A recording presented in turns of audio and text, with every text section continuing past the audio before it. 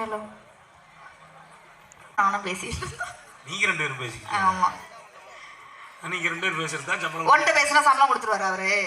இல்ல நீ பேசினா அவனுக்கு மேல சம்பளம் கொடுப்பாரா? சும்மா சாப்பிடாம உட்காந்துருக்கேன் நானே.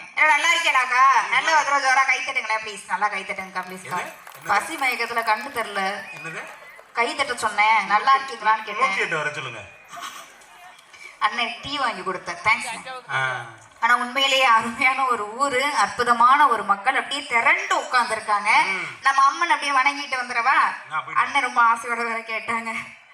பத்தினியே மாரியம்மா, பத்தியுள்ள மக்களுக்கு வேலியம்மா, குந்தன் குங்குமத்தை சூடினார், மங்களங்கள் பொங்கி வரும் வாழ்க்கையிலே, ஊருக்குள்ள எங்களுக்கு உன்னை விட்டானே, நாங்கள் உன்னை கும்பிடாத நாள் ஏது, பூமிக்குள்ள முத்து போல பொங்கியிருக்கும் தாயம்மா, சாமிக்குள்ள நல்ல சாமி நீயம்மா, சிங்கம் முத்து மோகனம் தந்த தாயே, அண்ணன் பெண்ணு எங்கும் முத்து அன்பன் தாயே, வட்டி ஏழைகள் இருந்து தாயே, அம்மன் கோவில் கும்பமிங்கே ஆடி வரும் வீரமணியே, அம்மன் கோவில் வாசலிலே பொங்கலும் பொங்கலும் பொங்கட்டோடு, தங்கலும் தங்கலும் செல்வம் நூறு, அம்மன் கோவில் கும்பமிங்கே ஆடி வரும் வீரமணியே.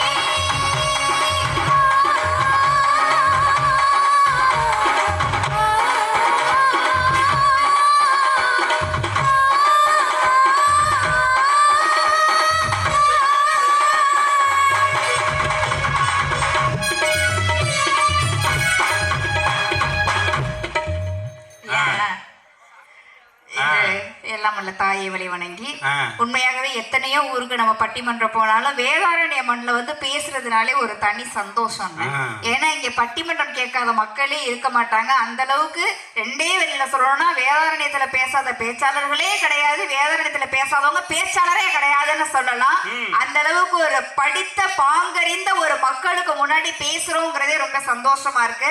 அற்புதமான மக்கள் அத்துணை பேருக்கும் நன்றி கலந்த ஒரு வணக்கத்தை தெரிவித்துக் கொண்டு, மேடையில் உள்ள அத்தனை பேருக்கும் ஒரு வணக்கத்தை தெரிவித்துக் கொண்டு, அழகாக ஆடியோ அமைத்திருக்கக்கூடிய ஓம் சக்தி அண்ணனுக்கும் நன்றி ஒரு வணக்கத்தை தெரிவிச்சுட்டு, என்ன அப்ப பிரச்சனை? ஒரு பிரச்சனையும் இல்லையா? என்ன உங்களுக்கு பிரச்சனை? ஒண்ணும் இல்லையே. என்ன பிரச்சனை?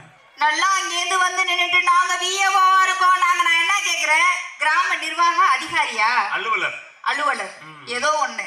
விஏஓவா இருந்தாக்கா உங்களுக்கு அந்த வேலையை பார்க்க சொல்லுச்சு. எவன் நைட்டி போட்டிருக்கா, எவன் புடவை கட்டிருக்கா, எவன் புள்ள குட்டி பெற்றிருக்கா, அந்த வேலையை பார்க்க சொல்லுச்சா உங்களுக்கு? அதுதான் வேலையே. என்ன வேலை?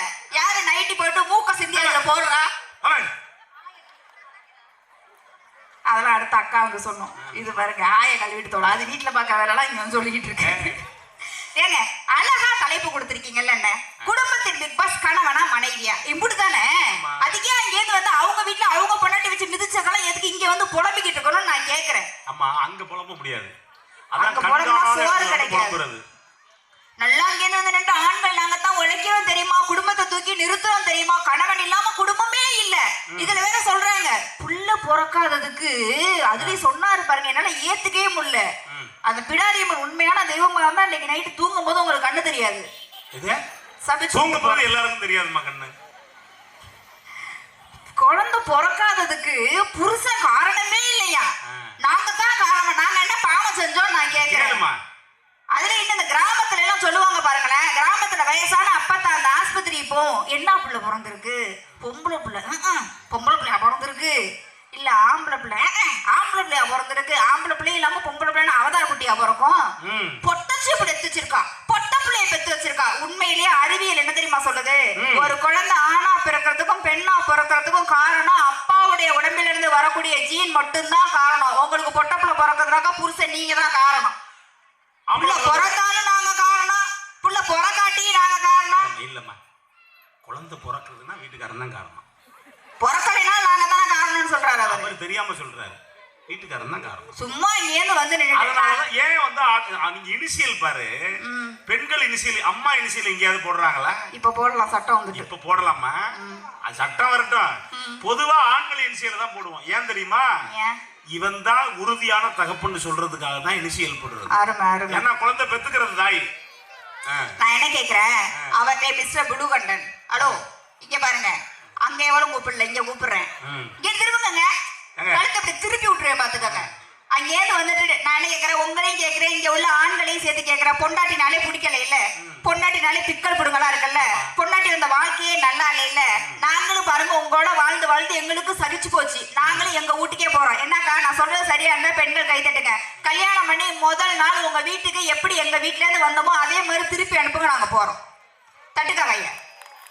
எப்பா பாரு, உங்களுக்கு புள்ள குட்டி பெத்து கொடுத்துமா, நீ ஒண்ணு செய்யுங்கம்மா. என்ன எங்களை நீ கல்யாணம் பண்ணப்ப நாங்க எப்படி இருந்தோமோ அதே மாதிரி செஞ்சு விட்டுட்டு நீங்க போங்க. ஏன் கல்யாணம் பண்ணப்ப எங்க ஆளு கரு கருன்னு முடி சுருள் முடியா அப்படி வச்சிருந்திருப்பான். ஐயோப்பா, இப்ப பாரு தலையில பாரு, இங்க தலையில ஒன்னை காணு, இங்கதான் பெருசா இருக்கு. ஏன் நாங்க உட்காந்து புடுங்கணுமா? யாரு ஒவ்வொன்றத்தையும் ராத்திரி முழுக்க அந்த வேலை தான் பாக்குறது. பொழுது விழிச்சு பார்த்தா பாதி பேர் காணும். கடுப்பே தாதீங்க மயிலாள். நான் என்ன கேக்குறேன், பொம்பளைய கல்யாணம் பண்ணி தான் நீங்க உறுப்புள்ள இல்ல, எங்கெல்லாம் கல்யாணம் பண்ணி விளங்கலையா? இல்லனாக்கா வர நாளைக்கே கடலூருக்கு கலெக்டர் ஆயிருவாரு ஐயா. நான் என்ன கேக்குறேன், எங்களை கல்யாணம் பண்ணி விளங்கல இல்ல, இதே மேடையில நல்ல முகூர்த்த நாள், நிறைஞ்ச முகூர்த்த நாள், வேதாரண்ய மக்கள் பாங்கறிந்த மக்கள் முன்னாடி இதே மேடையில ஐயா நடுவர் வெள்ளச்சாமி முன்னிலையில திருமிகு விஏஓ கிராம நிர்வாக அலுவலர் நீலகண்டன் அவர்களுக்கும் அடுத்து வந்து பேச போற எங்க அண்ணன் மங்களாபுரம் வடிவேல் அவர்களுக்கும் திருமணம் செய்து இங்கே ஃபர்ஸ்ட் நைட்டும் நடத்தப்படும். நீ எல்லாம் கவலைப்படாத, இன்னும் 20 வருஷம் என்ன 10 வருஷத்துல நடந்தாலும் நடக்கலாம். ஏன் பொம்பளை கட்டிக்க விளங்குற இல்ல, அவங்க 2 பேரும் கட்டிக்கிட்டு பிறகு சொல்லுங்களேன். ஆமா குட்டியா வந்து பிறக்கும். அதெல்லாம் அமெரிக்காவுல நடந்துக்கிட்டு தான் இருக்கு. நீ அதிசயமா பேசு. அண்ணே அப்படிலாம் சொல்லாதீங்கண்ணே. என்னைக்குமே குடும்பம் சந்தோஷமா இருக்கணும்னா மனைவி வரணும். அதை விட்டுட்டு பொம்பளை நைட்டி போடுறோம் நைட்டி போடுறோம். ஏன் நைட்டி போடுறோம்? எதுக்கு நைட்டி போடுறோம்? எங்க பாருங்க புடவைனா 4-5 துணி இருக்கு. ஏன் புருஷன் துவைக்கிறதுக்கு கஷ்டப்படுவாரேன்னு ஒரு நல்ல எண்ணத்துல நைட்டி போடுறோம். அதாங்க எவ்வளவு இறக்க குணம் பாருங்க. இதுல பொம்பளை டிவி பாக்குறோம் சீரியல் பாக்குறோம், கண்ணுல கொல்லி வைக்க. ஏன் நாங்க சீரியல் பாக்குறோம், பெண்கள் சீரியல் பாக்குறோம், ஏங்க பாக்குறோம்? டிவி பாக்குறோம், ஏன் பாக்குறோம்? ஏன் புருஷன் கஷ்டப்பட்டு உழைச்சி மாசம் மாசம் கேபிளுக்கு கட்டுற 350 ரூபா காசு வீணா போயிட கூடாதேன்னு நல்ல எண்ணத்துல நாங்க டிவி பாக்குறோம். எங்களுக்காக பாக்குறோம். ஓ, அந்த காசு வேஸ்டா போயிடக்கூடாது. இதுல புடவை எடுக்கிறா, ஆடி பிளவுஸ் போட்டுக்கிறா. ஏன் புடவை? சீரியலை பத்தி நமக்கு ஒண்ணுமே புரிய மாட்டேங்குது. ஏன்னா இந்த எதிர்நீச்சல் அந்த கடைசி ஒருத்த முண்டாட்டி இருக்குல்ல, அது பேர் என்ன? எனக்கா எனக்கா ஜனனியா?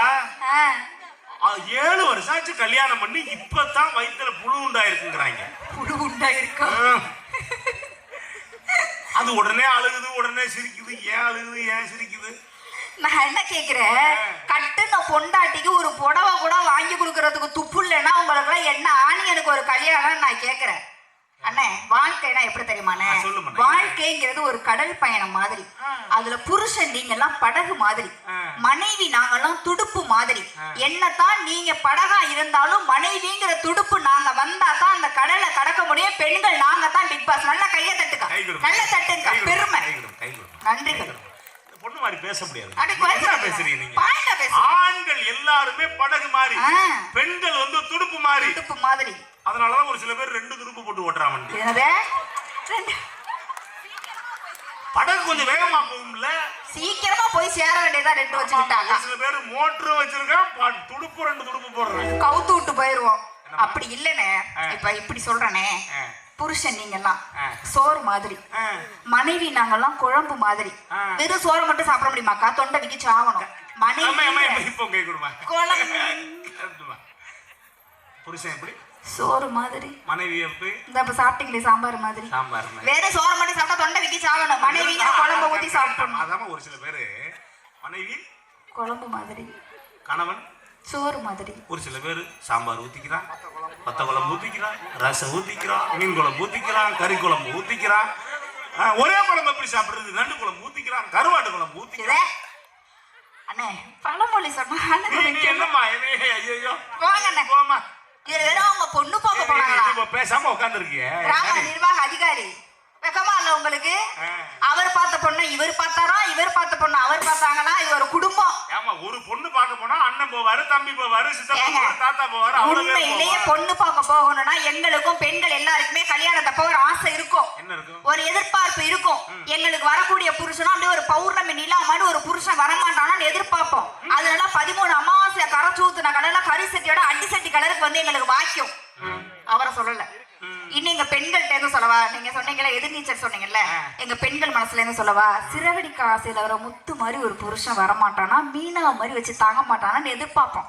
அதுக்கு இறங்க மனோஜ் மாதிரி அம்மன் அம்மா முந்தானை பிடிச்சிட்டே தெரியும். அப்படி இருக்க புருஷனை கூட மாலா மாலா மாலான்னு எங்க முந்தானை பிடிச்சி தெரிய வைக்கணும்னா இந்த மாதிரி ஒரு பஞ்சம் டைகர் புடவை கட்டிக்கிட்டு மாலா மாலான்னு யோக தரிசனத்துல பிடிச்சிட்டு தெரியணும். ஏன் மாலா மாலா மாலான்னு தெரியுறேன்? எனக்கு செல்ல பேர் யோக தரிசனம் இல்ல மாலா, ஒரு பஞ்சம் டைகர் புடவை கட்டிக்கிட்டு போடுறா அப்படி பாசமா பார்க்க.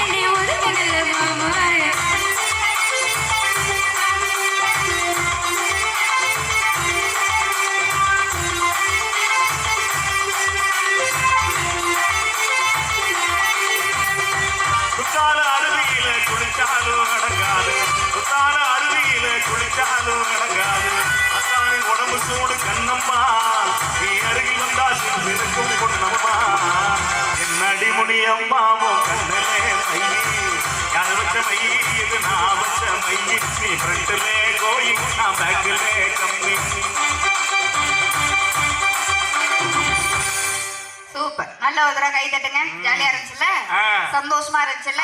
இதெல்லாம் மனைவியால மரம். சும்மா கணவனே கணவனே கணவனே, இதுல வேற வந்து பெண்கள்லாம் அதுவும் மனைவி நாங்கெல்லாம் அந்த காலத்துல 14 பிள்ளை பெற்றாங்களாம். இன்னைக்கு 1 பெக்கிறதுக்கே எங்களுக்கு முடியலையா, சந்தோஷமா வாழ்ந்தாங்களாம். 14 பெத்து. நான் என்ன கேக்குறேன், இங்க உள்ள வயசான பாட்டிட்ட எல்லாம் கேளுங்க. 14 பிள்ளைய அந்த பாட்டி எல்லாம் வழி இல்லாம பெத்துக்குச்சா? வேற வழியே இல்லாம பெத்துக்குச்சு. எய்த்தே பேச முடியாது உங்களை எல்லாம். இதுல வேற இன்னைக்கெல்லாம் குடும்பத்துல நாங்கெல்லாம் மாமியார் மாமனாரெல்லாம் மதிக்கிறது இல்ல, பெரியவங்களை மதிக்கிறது இல்ல. ஏக்கா எனக்காக நல்ல ஜோரா கை தட்டுங்களேன், எனக்காக நல்லா கை தட்டுங்க. கையை தட்டுக்கா, சாப்பிடாம கத்திக்கு கிடக்க. சத்தியமா உண்மையிலே அவர் சொல்ற மாதிரிலாம் கிடையாதுன்னு. எனக்கெல்லாம் என் சொந்தக்காரங்களோட என் புருஷனோட சொந்தக்காரங்கள தான் ரொம்ப பிடிக்கும். தங்கமான பிள்ளைனாலாம் அப்படி இருங்க. எப்படி என்னை வச்சுக்கிட்டு பேசலாம்? சத்தியமான என் மாமியார் மாமனாரோட என் புருஷனோட மாமியார் மாமனார தான் எனக்கு ரொம்ப பிடிக்கும். என் வீட்டுக்கு வந்தாங்கன்னா விழுந்து விழுந்து கவனிப்பேன். புருஷனோட மாமனார் மாமியார்னா யாரு? வீட்டுக்காரருக்கு எத்தனை மனைவி? ஒரே பொண்டாட்டி நான் தான். ஏன் உன் புருஷன் மாமனார் மாமியார் உனக்கு என்ன வேணும்? எங்க அப்பா அம்மா. எங்க அப்பா அம்மா எனக்கு பிடிக்க கூடாதா? சுத்தி இங்கே சொல்ற உங்க அப்பா அம்மாவை உனக்கு பிடிக்கும், நல்லா செய்வேன்னு சொல்லு. ஏன் எனக்கு பிடிக்க கூடாது? ஏன் உங்க அப்பா அம்மா மட்டும் உங்களை சுமந்து பெற்றாங்க, எங்களை என்ன குப்பை தொட்டில தூக்கிட்டு வந்தாங்க? எப்ப பாரு பெண்கள் நாங்க வந்தோடனே அப்படியே குடும்பத்தை பிரிச்சுக்கிட்டு போயிடுறோம். பொண்டாட்டி எல்லாம் குடும்பத்தை பிரிச்சுக்கிட்டு போயிடுறா. என்ன குடும்பத்தை பிரிக்கிற பெரிய தேச துரோகமா? இல்லையா? அப்புறம் உண்மையாவ சொல்ல போனா வாய்மேட்ல இத்தனை பெண்கள், அது இவ்வளவு பெண்கள் கூடி இருக்கீங்க. சொல்ற விஷயத்த அப்படியே ஃபாலோ பண்ணுங்க. பெண்கள் குடும்பத்தை பிரிக்கிறது சரி. யாரெல்லாம் பிரிக்கலையோ நாளைக்கு ஒழுங்கா பிரிச்சுக்கிட்டு போயிருங்க. ஒரு அக்கா கல் எடுத்து வீச போகுது, வேணாங்க வேணாங்க அப்படி சொல்லாதீங்கன்னு. காரை கலந்து வரப்புல ஆதாரம் இல்லாம பேச மாட்டேன். இப்ப அவர் சொன்ன மாதிரி நாங்க 4-5 அண்ணன் தம்பி வாழ்ந்து ஒரே குடும்பத்துல வாழ்ந்தோம். பெரிய ராஜராஜ சொல்ல பரம்பரை. ஒன்னா வாழ்ந்து ஒன்னா போவாங்க. 138 மனைவிமா. எனக்கு தெரியாது. உனக்கு தெரியாது, அவருக்கு தெரியும். அவருக்கே தெரிஞ்சா நம்ம என்ன நேரம் இல்லையா? ஆமா, எத்தனை எண்ணிக்கையில விட்டாரான்னு தெரியல. பெண்கள் குடும்பத்தின் பிக் பாஸ்னு ஏன் தெரியுமா சொல்றோம்? என்ன மாதிரி பொறுப்பான பிக் பாஸ் ஆன மனைவி என்ன தெரியுமா வந்து பண்ணுவா? கல்யாணம் பண்ணிட்டு போனோடனே அந்த குடும்பத்தை பிரிச்சுக்கிட்டு போவா. நல்ல ஊர்ல நாரத்தமா பேசாத. இப்ப ஒண்ணும் இல்ல, இப்ப நம்ம வாய்மேட்ல எடுத்துக்கோமே, 4 அண்ணன் தம்பி சேர்த்து ஒரு குடும்பத்துல இருக்காங்கன்னு வச்சுப்போம். அந்த குடும்பத்துக்கு மொத்தமா சேர்த்து எத்தனை ரேஷன் கார்டு? ஒரே ரேஷன் கார்டு. எத்தனை கிலோ அரிசி? 20 கிலோ அரிசி. எத்தனை கிலோ ஜீனி? 2 கிலோ ஜீனி. அவ்வளவுதானே. இப்ப பொங்கல் காசு கூட கொடுத்தாங்க. எவ்வளவு கொடுத்தாங்க? 5000 ரூபாய் கொடுத்தாங்க. 3 2 5 5000 ரூபாய் கொடுத்தாங்கல்ல. 4 அண்ணன் தம்பி சேர்ந்து ஒரு குடும்பத்துல இருந்தீங்கன்னா 20 கிலோ அரிசி, 2 கிலோ ஜீனி, ஒரே ஒரு 5000 ரூபாய் தான். இந்த மாதிரி பிக் பாஸ் மருமக, பிரில்லியண்டான மருமக, 4 பேருக்கு வாக்கப்பட்டு 4 மருமக அப்படியே தனித்தனியா 4 பேருக்கு என்ன மாதிரியான மருமகள்கள் தனித்தனியா வாக்கப்பட்டு. என்ன பாஞ்சாலியா? சும்மா இருங்கன்னு. 4 பேரு தனித்தனியா குடும்பத்தை பிரிச்சுட்டு போனோம்னு வச்சுக்கோமே. மாமியார் குடும்பத்தோட சேர்த்து மொத்தம் எத்தனை குடும்பம்? 5 குடும்பம். எத்தனை ரேஷன் கார்டு? 5 ration card. எத்தனை கிலோ அரிசி? 2 10 1 குவிண்டால் 100 கிலோ. எத்தனை கிலோ ஜீனி? 2 10 கிலோ ஜீனி. எவ்வளவு பொங்க காசு? 25000 ரூபாய். பாத்துக்கங்க. நல்ல ஒரு ஜோரா கை தட்டுங்க பெண்கள்லாம். வெறும் 2 கிலோ ஜீனி வந்த இடத்துல 10 கிலோ வாங்கி கொடுத்துருக்கோம். வெறும் 20 கிலோ அரிசி வந்த இடத்துல 100 கிலோ வாங்கி கொடுத்துருக்கோம். அது வரைக்கும் கோவிலுக்கே பாருங்க ஒரே ஒரு வரி கொடுத்து அந்த அம்மனை ஏமாத்திட்டு இருந்துச்சு. இப்ப பாருங்க 5 வீட்டு வரி போகுது, 5 வீட்டு கரண்ட் பில்லு போகுது, 5 வீட்டு வீட்டு வரி போகுது. வீட்டுக்கு நல்லது, நாட்டுக்கு நல்லது. குடும்பத்தை பிரிச்சா வச்சிருக்காங்க பக்கி. இல்ல தம்பி சொல்றாப்ல வேண்டாம். கிழக்கடையா அப்படித்தான் வேலை செய்யும். நமக்கு மாதிரி செய்ய மாட்டேங்குது. பெண்கள் நாங்களாம் பொண்டாட்டி நாங்களாம் காசுதான் முக்கியம், காசுதான் முக்கியம். நேற்று என் மாமியாரை கூட்டிட்டு திருச்சிக்கு ஹாஸ்பிட்டல் போனேன். அங்க போனப்பதான் மாமியார் உடம்பு சரியில்லைன்னு. அங்க போனப்பதான் எனக்கு ஒரு உண்மை தெரிஞ்சிச்சு. நம்ம உடம்புல இருக்குல்ல கிட்னி, அந்த கிட்னி ஒரு கிட்னியை வந்து வித்தாக்கா 40 லட்சம் போகுமா. நான் என்ன காசுக்கு ஆசைப்பட்டு என் மாமியார் கிட்னியை வித்துட்டா வந்தேன். இது ஆள் அப்படி ஆள்தான். யாரும் கேட்கல போல இருக்கு. யாரும் கேட்கலையா? சும்மா அப்படி எல்லாம் சொல்லாதீங்க. என்ன மாமியார் மேல பாசமா இருக்கிறது ஒரு தப்பா இல்லையா? ஏதோ மனைவி நாங்களும் கொடுமைப்படுத்துற மாதிரியே பேசிட்டு போய் உட்காந்துருக்காரு. இப்ப நான் என்ன கேட்கறேன், அண்ணி பேர்ல இடம் வாங்கி போட்டிருக்கீங்கல்ல ஊர்ல? யார் சொன்னது? கேள்விப்பட்டேன். சொல்ல கேள்வி. இடம் வாங்கி போட்டிருக்கீங்கல்ல, எல்லாருமே நல்லா யோசிக்க. எல்லாரும் பொண்டாட்டி பேர்ல இடம் வாங்குவாங்க, புள்ள பேர்ல இடம் வாங்குவாங்க. யாராச்சும் எந்த மருமகளாச்சும் பொண்ண சாரி அது மாமியாரா? மாமியார் பேர்ல எவளாச்சும் இடம் வாங்குவாளா? ஏன் மாமியார் பேர்ல நான் இடம் வாங்கி போட்டிருக்கேன். உண்மையிலே கை தட்டுங்க கைய. என்ன மாதிரி மருமக கூகுள்ல தேடினாலும் கிடைக்க மாட்டாங்க. ஆனா அது கிளவி திட்டுதுனே என்னைய. என் புருஷனை அடிக்க வராருன்னு நிஜமா? ஏன் அப்படி ஒரு தங்கமான மருமக, நல்ல புள்ள, நியாயமான புள்ள, மனசாட்சி உள்ள மாமியாருக்கு வாழ்க்கை கொடுத்த புள்ள. உண்மையிலேயே வேளாண்மையத்துல ஏக்கர் எவ்வளவு விக்குது? அப்ப காரைக்கால எவ்வளவு விக்கும்? இடத்தோட விலை நாளுக்கு நாள் அதிகமாயிட்டு போகுது. என்னைக்கோ ஒரு நாள் திடீர்னு அதிகமாயிடுவேன்னு இப்பயே சுடுகாட்டுல போய் 6க்கு 3 இடம் வாங்கி போட்டேன்.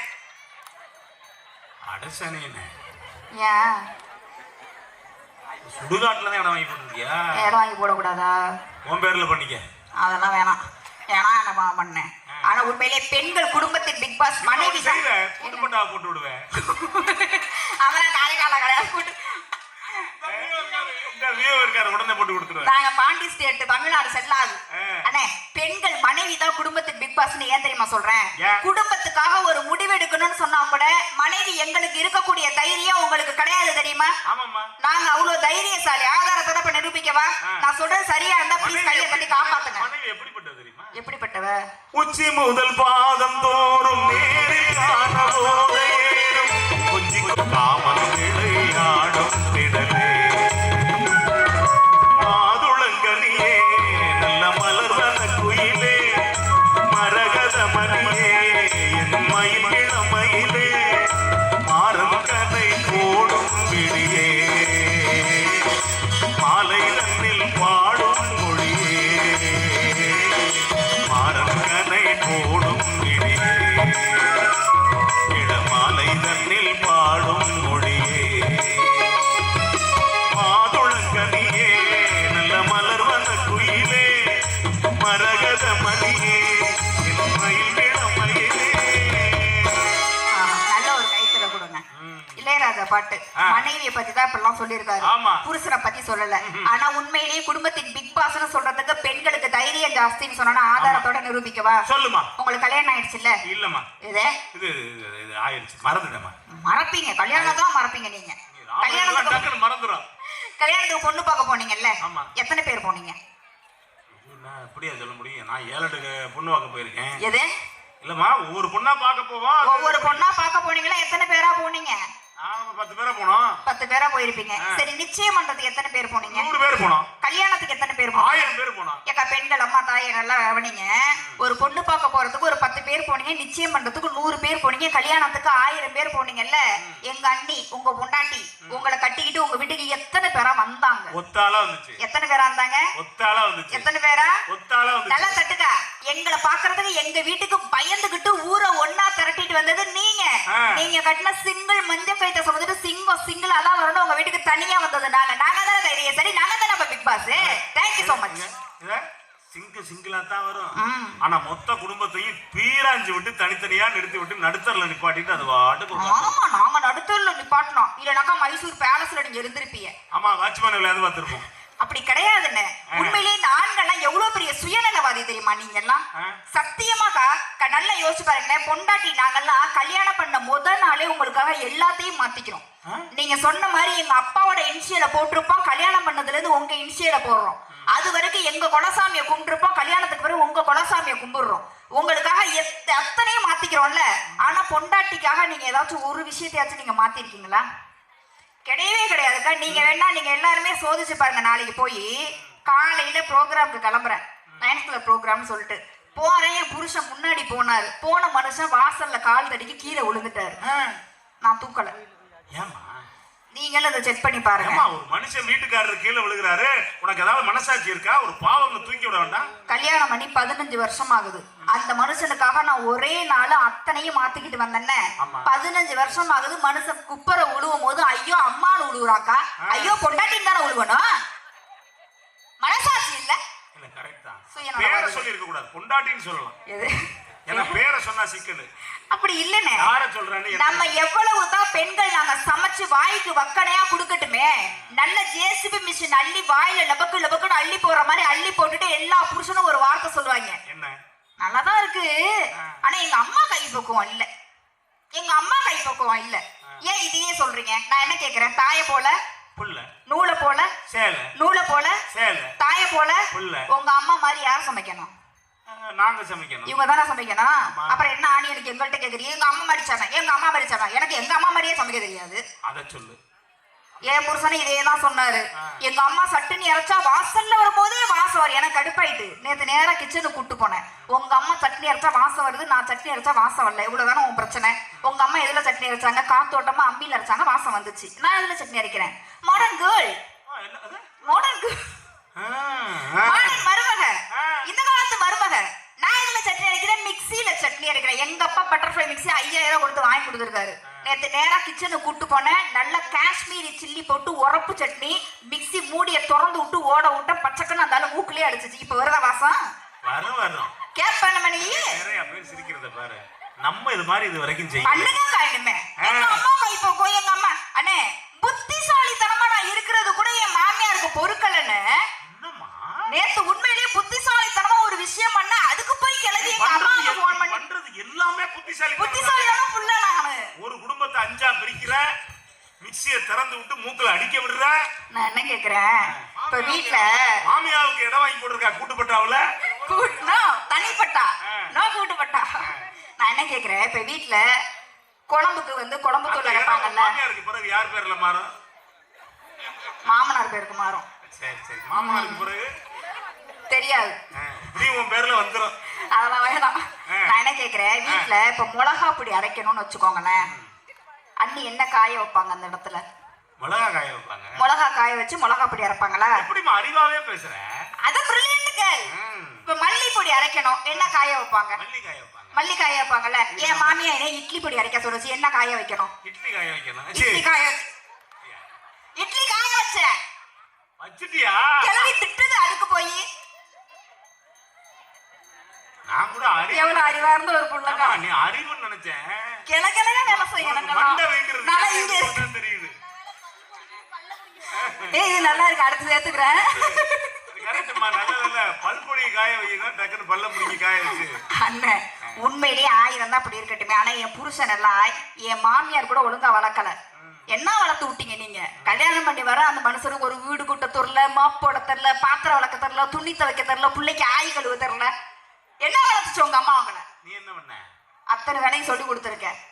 A to Z எல்லா வேலையும் அவர் தான் பார்ப்பாரு. இப்ப கூட பாருங்க, நான் வரத்துக்குள்ள பாருங்க அரிசி உளுந்தனும் ஊற வச்சு அரைச்சு வைங்கன்னு சொல்லியிருக்கேன். அது உண்மையிலேயே என் புருஷனுக்கு மேடம் எவ்வளவு பாசம் தெரியுமாண்ணே. உண்மையிலேயே நேற்று போன வாரம் நம்ம புதுக்கோட்டை நிகழ்ச்சிக்கு போனோம்ல, என் புருஷன் சத்தியமங்கலத்துக்கு போயிருந்தார் டியூட்டிக்காக. அங்கேருந்து எனக்கு கால் பண்ணாரு, தங்க குட்டி எங்கடா இருக்கு அப்படின்னாரு. நான் தான் மெசேஜ் போட்டேன்ல, புதுக்கோட்டை ப்ரோக்ராம் போறேன், ஸ்டேஜ் ஏற போறேன், நீ ஏமாமா கேட்டீங்கன்னு கேட்டேன். நீ புதுக்கோட்டையில நான் சத்தியமங்கலத்துல தான் இருக்கேன்னு கேட்டாரு. இல்லைங்க சத்தியமா நான் புதுக்கோட்டையில தான் இருக்கேன், மேடை ஏற போறேன், எதுக்கு இப்ப கால் பண்ணீங்கன்னா, இல்ல தங்கம் நீ சத்தியமங்கலத்துல தான் இருக்க, சத்தியமா சொல்றேன்னாரு. அடுப்பாயிடுச்சு. சரி எப்படி சொல்றீங்க, அவர் போக்குள்ளே போவாங்க இருக்கு. சரி எப்படி சொல்றீங்க சத்தியமங்கலத்துல இருக்கேன்னு சொல்லுங்க அப்படின்னு. 1 லட்சம் மாமா அப்படியே கார்ல போயிட்டு இருந்தேன்னா, திடீர்னு காரை விட்டு இறங்கினா சத்தியமங்கலம் நல்லா காட்டு பகுதி நல்லா இருக்கும் அந்த லொகேஷன்லாம். அப்படியே காரை விட்டு இறங்கி ஜஸ்ட் சும்மா ஒரு வாக் போடலாம்னு சொல்லிட்டு இறங்கி அப்படியே வாக் பண்ணனா, இந்த பக்கம் பாக்குறேன் ஒரே காடு, இந்த பக்கம் பாக்குறேன் ஒரே காடு, நடுவுல ரோடு, அதுல இருந்துச்சு ஒரு போர்டு. இந்த பக்கம் காடு, இந்த பக்கம் காடு, நடுவுல ரோடு, பக்கத்துல போர்டு. அந்த போர்டுல எழுதி இருந்துச்சா, இது மயில்கள் நடமாடும் பகுதின்னு போட்டு இருந்துச்சான். அப்ப என் தங்க மயில் இங்க தானே அடிச்செல்லாம் இருக்க. ஏன் சிரிக்கிறாங்க? அதெல்லாம் தெரியும்ல எல்லாருக்கும். என்ன எழுதி இருந்துச்சு அதுல? இது மயில்கள் நடமாடும் பகுதின்னு போட்டு இருந்துச்சு. ஒரு மயில் இங்க இருக்கு, மீதி மயில்லாம் எங்க இருக்கு? ஒரே மயில் தான். மீதி மயில்லாம் எங்க இருக்கு? ஒரே மயில் தானே. நீ முடிவு பண்ணாத, நீ மேடைக்கு மேடை வந்துடுற. அவர் இப்ப எந்த மயில வச்சுக்கிட்டு? அதெல்லாம் இல்ல. ஏன்னா நான் என்ன அவ்வளவு பொறுப்பு இல்லாதவளா? எவ்வளவு அறிவா இருந்த புள்ள, இப்பதானே நிரூபிச்சேன் அறிவெல்லாம். ஆமா ஆமா. அவனுக்கு நான் பொறுப்பு இல்லாதவளா? நான் என்னதான் இன்னைக்கு 1க்கு 2 ப்ரோக்ராம் முடிச்சுட்டு லேட்டா வர, வீட்டுக்கு போக லேட் ஆகுமேனு என் புருஷனுக்காக சமைச்சு போடுறதுக்கு என் தங்கச்சி துணைக்கு வச்சுட்டு வந்திருக்கேன். அப்புறம் ஏதோ ஒரு துணை இருந்தா சரி, ஏதோ ஒரு துணை இருந்தா சரி. ஏன் சிரிக்கிறாங்க? துணைக்கு வச்சுட்டு வந்திருக்கானே. உண்மையாவே சொல்ல போனா தங்கச்சிக்கு போன் அடி. ஆமா, செல்லு சார்ஜ்ல இருக்கு, ஆஃப்ல இருந்துச்சு. அது அப்படிதான் இருக்கும். ஆகவே அண்ணே பொண்ணா ஏன் சிரிக்கிறாங்க? உண்மையிலேயே என் புருஷனுக்கு என் மேல எவ்வளவு பாசம் தெரியுமா? அவர் மெசேஜ் பண்ணாரு, அவ செல்லுதான் ஆஃப்ல இருக்கு, அவர் மெசேஜ் பண்ணாரு, செல்ல குட்டி வந்து இறங்கணும்னு நீ பாட்டுக்க கடகடன்னு வந்துடாத, என்ன இப்படி ஒரு 4 மணி ஆகுமா நான் போறதுக்கு, நீ பாட்டுக்க இருட்டுக்குள்ள இறங்கி நடந்து வந்துடாத, பஸ் ஸ்டாப்ல இறங்கணும்னு மாமாவுக்கு போன் பண்ணிட்டு வா, நான் வந்து கூட்டு வரேன்னாரு. அவ்வளவு பாசம் என் மேல. அவர் ஒரு பாதுகாப்புக்கு தான் சொல்லி இருப்பாரு, எச்சரிக்கை மணிதான் அதுக்கு பேரு. அப்படியெல்லாம் இல்லைன்னு உண்மையாவே ஒன்று மட்டும் புரிச்சுக்க, ஆம்பளை மட்டும் எந்த வகையிலையும் நம்பாத. எப்ப திரும்புறான், எப்ப பாக்குறான், என்ன பண்றான். 50 வயசுக்கு மேலதான் பல பேருக்கு மூளை கிளகலையா வேலை செய்யும். 50 வயசுக்கு மேலதான் நிறைய பேர் டைய போட்டுக்கிட்டு அதுக்கு பிறகுதான் பல்சர் பைக் வாங்குறது. அந்த வண்டி மெயின் ரோட்ல போற மாதிரி இருக்கும், டப்புன்னு சந்தில இறங்கி போயிடும். உண்மையாவே இது நீங்க நம்ம சொன்னா வீட்டுக்காரருக்கு நம்ம வீட்டுக்காரருக்கு வயசாகி போயிடுச்சு. அப்படியெல்லாம் இருக்க மாட்டாரு. நம்பாதீங்க யாரும். எது இப்ப நீங்க சொன்னதான் சொல்றேன். நம்பாதீங்க. உன்னைதான் உன் வீட்டுக்காரரை சேர்த்தேன்னு சொல்லுது. உண்மையாவே சொல்றேன். அதாவது மனைவி எல்லாருக்குமே புருஷன் வாயிலேருந்து ஒரு வார்த்தை வரும்போதே அது உண்மையா பொய்யான்னு எங்களுக்கு தெரியும். இந்த கிரகம் உண்மையதான் சொல்லுதா பொய்யா சொல்லுதான்னு எங்களுக்கு தெரியும். வந்தோடனே செல்லக்குட்டி தங்கக்குட்டி மான் குட்டின்னு சொல்லும். ஆனா அவன் சொல்றது பூரா பொய்ன்னு எங்களுக்கு தெரியும். ஆனாலும் அதை கூட நாங்க ரசிப்போம். ஏன் தெரியுமா? பொய் சொல்லி கூட என்னைய காதலிங்க, பொய்யா காதலிங்க, பொய்யா காதலிக்காதீங்கன்னு தான் எங்க புருஷன்ட்ட நாங்க கேக்குறோங்க. உண்மையாவே குடும்பத்தின் பிக் பாஸ் மனைவின்னு ஏன் தெரியுமா சொல்றேன்? அதாவது அம்மாவின் அருமை மனைவியின் வருகையில் புரியும்னு சொல்லுவாங்க. ஆனா மனைவியின் அருமை நோயின் வருகையில் புரியும்னு சொல்லுவாங்க. நல்லா யோசிச்சு பாருங்களேன். பொண்டாட்டிக்கு உடம்பு சரியில்லைன்னா புருஷன் சொல்லுவீங்க, நீ வேணா 3 நாள் உங்க அம்மா வீட்டுல போய் இருந்துட்டு வாங்க, இல்ல உங்க அக்கா தங்கச்சி வர சொல்லி பாத்துக்க சொன்னேன் சொல்றீங்கல்ல. ஆனா நல்லா யோசிச்சு பாருங்க. கட்டுன புருஷனுக்கு முடியாம போனாலும் சரி, படுத்த படுக்கையா கிடந்தாலும் சரி, நீங்க 1க்கோ 2க்கோ போயிட்டு எழுந்திருக்க முடியாம இருந்தா கூட உங்க அம்மா கூட ஒரு குறிப்பிட்ட வயசுக்கு மேல உங்க உடம்போட ஒரு சில பாகங்களை தொடுறதுக்கு யோசிப்பாங்க. ஆனா எங்க இருந்தோ வந்த ஒரு பொண்ணு உங்க பொண்டாட்டி ஆயிட்டோங்கிற ஒரே கடமைக்காக எந்த ஒரு அருவருப்பும் பார்க்காம உங்களை கழுவி சுத்தம் பண்ணி தாய்க்கு பின் தாரம் தாரத்துக்கு பின் வீட்டின் ஓரம்னு சொல்லக்கூடிய அளவுல அத்தனை பணிவிடையும் உங்களுக்காக செய்யக்கூடிய அந்த மனைவி தானே நம்ம குடும்பத்தின் பிக் பாஸா இருப்பாங்க. பொண்டாட்டின் ஒரு ஜீவன், மனைவின் ஒரு ஜீவன் உசுரோட இருக்க வரைக்கும் தான் ஆண்கள் வேளா வேலைக்கு என்ன சாப்பிடலாம் யோசிக்கலாம். அந்த மனைவி இல்லைன்னா ஒருவேளை சாப்பாடு எங்க போய் சாப்பிடணும்னு நினைச்சு நீங்க ஏங்கணும்னு சொன்னாக்கா உங்க மனைவியை இளமை காலத்துல நீங்க குழந்தை மாதிரி பாத்துக்கிட்டீங்கன்னா உங்களுடைய முதுமை காலத்துல அவங்க உங்களை தாய் மாதிரி பாத்துப்பாங்க. அவள் அதுக்காகத்தான் கண்ணதாசன் சொன்னான், சத்தியம் சம்சாரம் அவள் சாமி அவதாரம்னு சொன்னான். ஆழம் விழுதுகள் போல் உறவுகள் 1000 இருந்தும் என்ன வேறென நீ இருந்தால் நான் வீழ்ந்திடாமல் இருப்பேன்னு சொன்னாக்கா பெரிய புராணம் கூட சொல்லுது, மனையறத்தின் வேர் மனைவின்னு சொல்லுது. அப்படியாப்பட்ட மனைவி வந்த வாழ்க்கை தான் என்னைக்குமே உங்களுக்கு மகிழ்ச்சியான ஒரு வாழ்க்கையா இருக்கும். அந்த மனைவி தான் என்னைக்குமே குடும்பத்தின் பிக் பாஸா இருப்பாங்கன்னு சொல்லி நல்லதொரு வாய்ப்புக்கு நன்றி பாட்டி நம்ம நன்றி வணக்கம்.